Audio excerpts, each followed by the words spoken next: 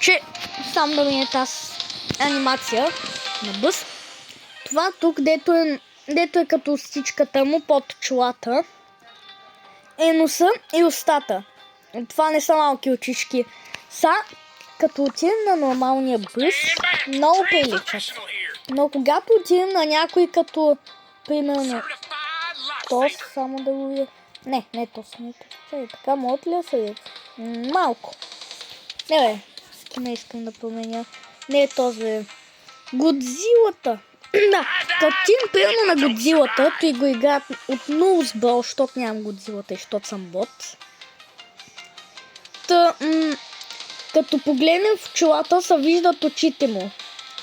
И ето така можете да си представите как вече изглежда бъс и може да го гледате от дълга гледна точка. Същото става и при...